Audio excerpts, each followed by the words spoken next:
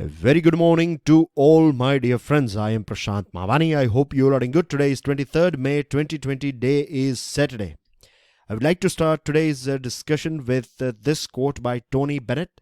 If you follow your passion, you will never work a day in your life. That means if you convert your hobby into your profession, then your whole life will be a big vacation. Not only you will make money, you will be successful in that thing, but you will excel in that particular thing if you convert your hobby into your profession. I want you guys to think about it. With this, dear friends, StudyIQ has launched a smart course. Now, this smart course is designed by some of the best faculties of our country. Installment option is available at present. Till 31st May, you will be able to pay in 4 installments. From 1st June, it's going to be 3 installments only. So make the most out of it. Right? For more details, for more information, all you have to do is download our mobile application on your phone. I have one question for you. Name the outgoing chairman of the World Health Organization Executive Board. Stick your answer in the comment section. Dear friends, to download the PDF of today's lecture, do check out my Telegram channel. I have already shared the PDF of today's lecture in Telegram channel. And if you want to get in touch with me, if you want to follow me, then this is my FB page here. Please make sure that you share this lecture with other students. Hit the like button if you have learned something from today's discussion. And don't forget to subscribe to our YouTube channel. On our table, we have 4 articles, 3 articles. First 3 are from the Hindu newspaper, Time After Time. It's about RBI. Cold neighborhood, lower the temperature, diffuse the issue. These 2 are about Indo-Nepal border issue. And the 4th one, a milestone, a new beginning. This is coming from Indian Express newspaper, article written by Dr. Harshvardhan, and this one is about Pradhan Mantri Jan Arogya Yojana. So first of all, we will start our discussion with Time After Time. This one is about Reserve Bank of India's recent decision to reduce repo rate by 40 basis points or 40 bips. Now, 1 basis point is equal to 0.01%. So 100 basis point means 1%. I have given this chart here for your reference, right? I want you guys to download the PDF and do go through it. Do familiarize yourself with this thing. So in future, whenever you read this sort of lines like Reserve Bank of India has reduced repo rate by 40 basis point, there should not be any confusion. You should know that 40 basis point means 0.4%. 50 basis point means 0.5%, right? So reduction of repo rate, that's a good thing. That's a good sign because at present we know that the economy is not doing that great because of this lockdown. Before lockdown as well, things were not going that great. But after lockdown, we are going deeper and deeper into a bottomless well, isn't it? That's what it looks like. Now, it will reduce the cost of capital and ease the financial burden on business. So that's going to be a good thing. And let me throw some light on how it all works, right? I'm going to be very quick here. I know that I have said this thing again and again every time when we read repo rate and reverse repo rate. But the reason why I repeat is keeping in mind new students. There are so many new students joining this series on a regular basis. So, dear friends, how it works is that I'm sure you'll be aware that Reserve Bank of India is an apex bank of our country. It's the central bank. And let's take example of SBI, right? So you have this apex bank here, and then you have a subordinate bank called State Bank of India. Now, if SBI wants some money for short term, right, it will give government security as a collateral to Reserve Bank of India, and Reserve Bank of India will give a sort of loan to SBI. So the interest rate that will be charged on this loan, the short term loan, is a repo rate. And in case if Reserve Bank of India wants money from SBI, then Reserve Bank of India will give government securities to SBI, and in return it will take money, and the interest that SBI will charge on this loan is reverse repo rate. So I hope these 2 things are clear to you now, right? So reduction of repo rate, that means banks will get loan or money from SBI. Beg your pardon. Banks will get money from RBI at a cheaper rate, at a cheaper repo rate, so they can give this money to their customers, to their clients at a cheaper rate. So they are going to keep their profit, and then they will pass, or they will. So basically how it works is it will reduce loan or loan rates. your house loan, your motorcycle loan, vehicle loan, etc. They will come down. Since the lockdown began, RBI has shaved off 1.15% repo rate. So at present, repo rate is at 4%.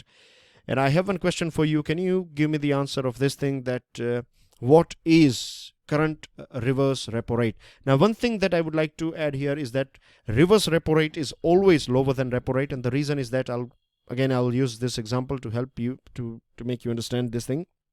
Just imagine that let's say this is RBI's repo rate, RR here is repo rate. At present it is 4%, and imaginary reverse repo rate, just for understanding, let's say that it is 10%, right? And SBI's home loan, let's say imaginary rate is 8%, right? So for SBI, if SBI gives this loan to a customer or a client, it will earn 8% interest. But if SBI will park this money with RBI, then it will earn 10%. So why SBI or any other bank will give money to customers? It is better for other banks and SBI to park their money in Reserve Bank of India and earn more interest and more profit, isn't it?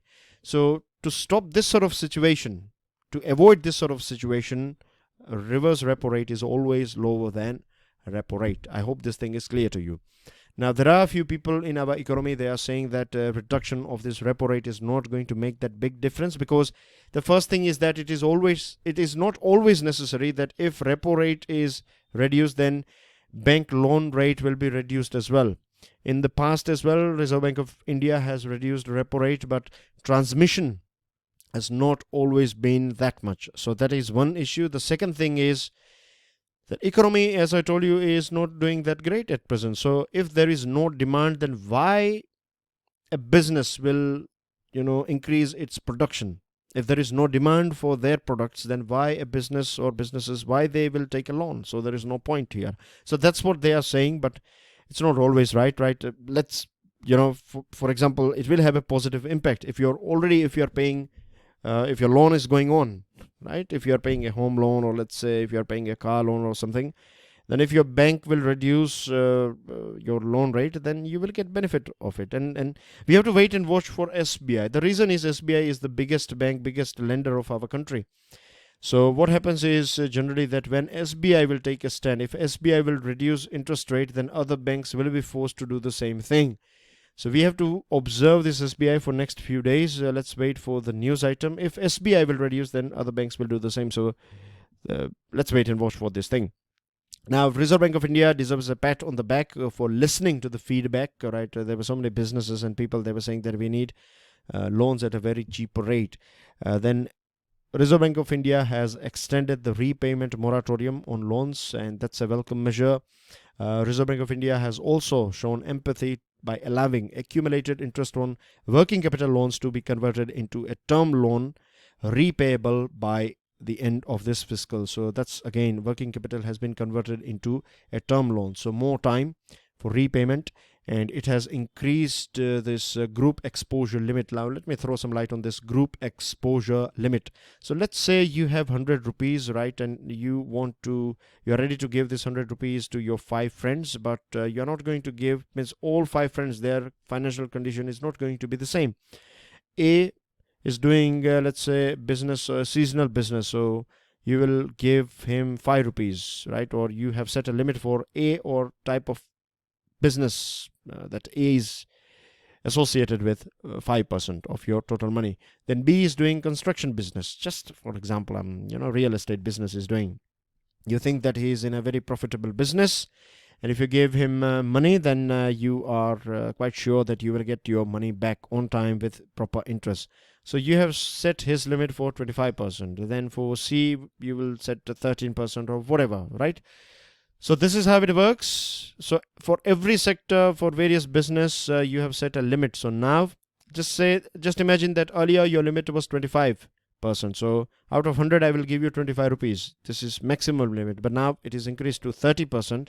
So I can give you 5% extra or 5 rupees more if you need. So this is this is something that what RBI has done, and this is one infographic that you find in today's first page. I have explained most of the points. You can quickly go through it if you want. Moving on to next interesting topic of the day, called neighborhood. This one and the next one, both are interrelated. I'll take you through some important points of this editorial, and then we'll go through the next article, which is written by former ambassador of India to Nepal. Now, India and Nepal, we have very interesting relationship. We have a very unique relationship with each other. We have this roti-beti relationship. That means we share our food with each other. At the same time, we have matrimonial relationship as well. And this reminds me of this thing. Means I was recording Hindi version of this lecture earlier on, and at that point of time, this point all of a sudden came in my mind that this Ramayana story, Sita ji, Ma Sita was from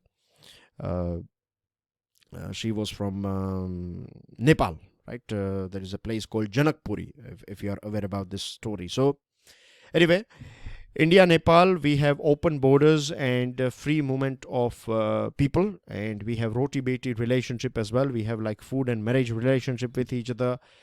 So things are, I'm sure you know this fact that we share very good relationship with each other. We have stood for each other in various different problems, and having a little bit of border issues with your neighboring country is not something new. It's not something that is unheard of, Now the problem is that Nepal's prime minister and his demeanor, his posture is quite a bit aggressive, and not only him, his government, his foreign minister also, his statements are a bit aggressive as well. Now this is not right. This is not I would say professional diplomacy, because it's not about few years, it's not about last 70 years, it's about our relationship that goes back to time immemorial, right? For India, the Lipulekh Pass has always been part of road to Tibet and was mentioned as one of the border passes for trade in 1954 agreement with China, and it was reaffirmed in another trade agreement in 2015.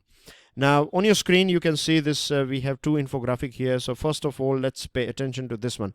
Now this is where you find Kalapani, not exactly here but a little bit here, right? You can see this red dot. So somewhere over here you find this Kalapani, and then you have this Lipulekh Pass, that is an 80-kilometer long Uttarakhand Nepal border stretch, right? That's somewhere over here you find. So if you pay attention to this point here, so this is Kalapani here, somewhere here, and as you move ahead a little bit you find this Lipulekh Pass. Now as I told you, the Lipulekh Pass has always been a sort of road for India to Tibet, right? We have always entered Tibet via this road, and in 1981 when China reopened this Kailash Mansarovar pilgrimage route for Indians, they have also used the pass to walk into Tibet. This was a walking track. This is in news because recent past, on 8th May to be precise. Now I have to take you through this another article here. You can see here the inauguration of the road from Darchula to Lipulekh, Kashmir border by India's Defence Minister Rajnath Singh. An event over video conference on 8th May has now been followed by Nepal's charge claiming that the stretch passes through Nepal's territory. So on 8th May, Rajnath Singh inaugurated this new road. Now this new road is interesting and important for India because earlier on it was a trekking route, but now it has been converted into a metalled road. You can take your car and your motorcycle. I think you can take your motorcycle as well, but preferably car. You can take your four-wheeler, and it's very important road for both pilgrims as well as traders. Now it cuts down your travel time, 3 days each way. So 3 days going to there and 3 days coming back. So total up down will save you via this road will save you 6 days. So it's very important for pilgrims as well as traders. Now if we go back in the history of India and Nepal's this border territory, then we have one important treaty, 1816 Sugoli Treaty with British. At that point of time, India was under this British control. So British then East India Company, they had this agreement with Nepal. They had this war with Nepal. I will take you through some of these important facts as we move on. So the recent Nepali cabinet's decision, Nepal has issued a political map, and they are claiming that this Lipu Lake is part of Nepal. And Ministry of External Affairs of India, we have said that this is artificial, this is unilateral, and this is unacceptable map, as well as statement coming from Nepal. Boundary disputes, as I told you, are common ground, right? Are common thing between countries that are sharing border with each other. And unfortunately, back in 2014, Prime Minister Narendra Modi and then Nepal leader Sushil Koirala, they had this agreement that respective foreign secretaries of both the nations, they will find an acceptable date and they will start meeting on this thing. But so far, we haven't seen any sort of meeting on this particular topic. And this looks a bit more fishy these days because China has also increased its patrolling and other sort of disturbances in Ladakh and Sikkim region, and now we have one more matter on our hand.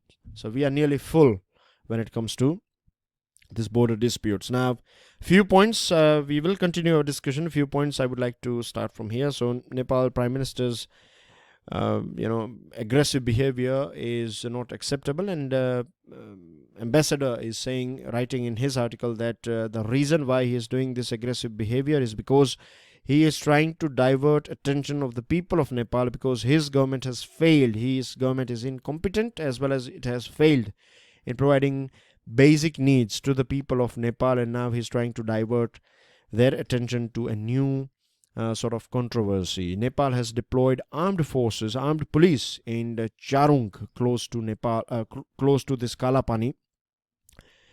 Now the thing is, in Indo-Tibetan Border Police, ITBP, is already located at Kalapani, and we have located ITBP not because of Nepal. We have located this. We have our ITBP in Kalapani because, to be very frank, because of China, right? It is India-China border, and I'm sure you know that Indo-Tibetan Border Police, they protect Indo-China border, so they are deployed there for China, not for Nepal. But Nepal is being a bit aggressive here, which is very, I would say, it's painful for India, and I'm sure people from both sides are feeling this pain, because maybe politics,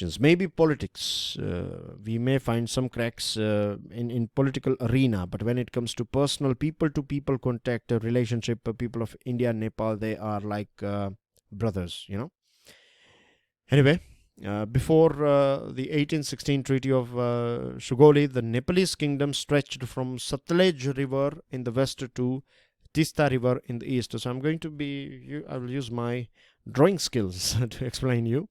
I'm not that good, but here we go. So let's imagine this is a rectangle is Nepal here. So the current Nepal is somewhere this much, right? Current Nepal. Earlier on, it was till on the west side. This is west side here. So it was till Satluj River, and on the eastern side, it was till Tista River. But now it is a bit smaller because they had this Anglo-Nepalese war, and this war resulted into a treaty. It limited Nepal to its present territory. 1816, this Anglo, that is East India Company, they had a war with Nepal, and then they had this new territory, and since then we have followed this thing. And under this Sugauli Treaty, it is clearly mentioned that you will not claim in future, right? Clearly it has been said that where is river Kali, where is river Rapti. The main problem is that now Nepal is saying that Mahakali river at Kalapani is not the Kali river. They are saying that the Kali river lies further west to the Lipu Lake Pass. So they have changed. They are saying that this river is not this river. We are talking about the river that is a bit more in the western side.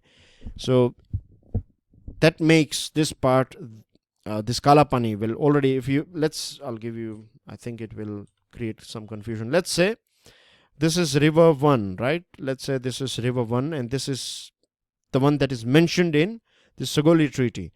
But now if you say that this river, let's say river 2, this is river 1, this is acceptable one, this is the one that we find in treaty. But all of a sudden, if you say that we are not talking about this river, we are talking about this river, this is the river that is our border. So all the area that is here, this land will automatically fall into your territory, isn't it? That's what it means. So that's what Nepal is doing at present. That's what the government of Nepal is saying, that this Kali River lies west, further west to Lipu Lake Pass. The British used Lipu Lake Pass for trade with Tibet and China. We have already, means British Raj, they have used this road. So it was already clear that back in 1916 already. And Lipu Lake down to Kalapani has been part of, in 1870s as well, it has showed the area of Lipu Lake down to Kalapani as part of British India. And we got all our borders and everything from this British India, right? This British Raj. We have inherited our borders and everything from them. So it was already acceptable. But now you are, all of a sudden, you are saying that this river is here. So this is something that is not acceptable. Both India and Nepal, we had this technical level joint boundary working group, started working in 1981. And by 2007, nearly 98% of all boundaries and everything was sorted out. We had a very successful boundary agreement, land as well as maritime boundary agreement with Bangladesh. We have sorted out everything with Bangladesh now, right? No more issues with Bangladesh. So we can do the same thing with Nepal as well. We have to, both sides, they have to, be ready for give and take. It's not going to be just one-sided. It should be win-win situation. It should be like a give and take from both sides. And as I told you, our ties are unique, self-respect as well as pride of Nepalese people. We have always appreciated, and it has always been there in our minds. We are very conscious about that thing. In fact, Jawaharlal Nehru wrote in The Discovery of India that Nepal has been the only truly independent country of South Asia. Nepal has helped us many a times, and we have helped Nepal as well in this whole journey of our bilateral relationship. And General Manoj Mukund Narwane has recently said that Nepal is doing this thing at someone else's behest. Basically, he's saying that the government of Nepal is acting this way because somewhere down, somewhere in the support, they have China. China is telling them to do this thing. He cannot say this thing, but I can tell you this thing, right? We can clarify this thing. He cannot officially. General Manoj Mukund Narwane, I think he cannot say this thing officially, but we can, of course, we know the reason, right? China is somewhere around playing this tricky cards here. But both sides should understand that we should handle this thing bilaterally, and we can do it through quiet diplomacy. We don't need to be aggressive with each other. There's no point, and it's not going to be helpful for our future. A milestone, a new beginning. This one is about PMJ, that is Ayushman Bharat Pradhan Mantri Jan Arogya Yojana. The reason why it is in news, first of all, let me tell you that this article is written by Dr. Harshvardhan. So the reason why it is in news is because this PMJ has crossed 1 crore treatments and has had a positive impact on many lives. The poor and the vulnerable beneficiaries of PMJ have been from both urban as well as rural locations. We have one person, Pooja Thapa. She is 1 croreth beneficiary of this PMJ. She had an interaction with the Prime Minister. She thanked the Prime Minister, and she said that the surgery was nice and she is on the road to recovery. She got free medicines and everything, right? Now, Prime Minister Jai or PMJ is a great step towards a healthy India. So far, government has spent 13,412 crore, and as we know that 1 crore people has been covered under this scheme. So that itself indicates that this particular scheme the demand for this scheme was already there in our country, particularly for the poor people, right? This scheme basically provides, I have one point here, I want you guys to pay attention to that point. That's a very basic yet important point. So this particular scheme gives you a sort of insurance, right? Per family, you get poor family. Here we go. This is the one. So it provides you 5 lakh rupees insurance per family per year. And this is given to those people having BPL card. If you are below poverty line family, then you will get benefit of 5 lakh rupees insurance automatically under this Pradhan Mantri Jan Arogya Yojana. This is how it works. And 53 crore poor and vulnerable beneficiaries are getting, COVID-19 benefits. If we have 53 crore poor people, so they will get benefit of this COVID-19 as well. If they want to get their testing done, even if it is in private lab, then that will be covered free of cost under Pradhan Mantri Jan Arogya Yojana. This is one of the biggest insurance scheme, health care program in the world, and one of the most interesting feature of Pradhan Mantri Jan Arogya Yojana is its portability. You can get facility throughout the country, anywhere, right? As far as that hospital is empaneled, then if you are a beneficiary of PMJAY, then it doesn't matter if you are from Maharashtra or Gujarat or from West Bengal or from Jammu and Kashmir, right? You will get that benefit if you are anywhere in India, right? As far as you go to empaneled hospital, they cannot say no to you. So that's the biggest positive point of this particular scheme. So far, 21,565 hospitals are part of this PMJAY. Just in April only, 1,385 hospitals were added. So more and more hospitals are getting covered, and roughly 58% of private hospitals are now covered under this PMJAY. They do follow-ups as well. This NHA, that is National Health Authority, is the one that looks after this PMJAY. They are following this Arogya Setu app as well. They are pushing this app, and they will give you call and things. So there are teleconsultation facilities available, and they will give you a follow-up call after your treatment is over, that how was your treatment, how was things, and everything.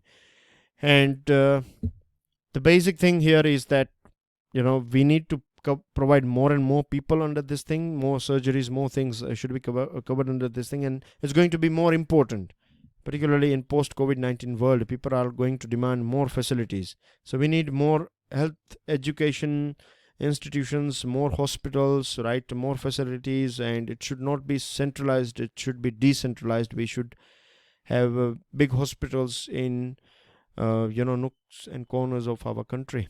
And the vision of government is, as the statement of Harshvardhan, he's saying that our vision is to provide more than 1 crore treatments every year on year, so that the poor and needy can get the best healthcare.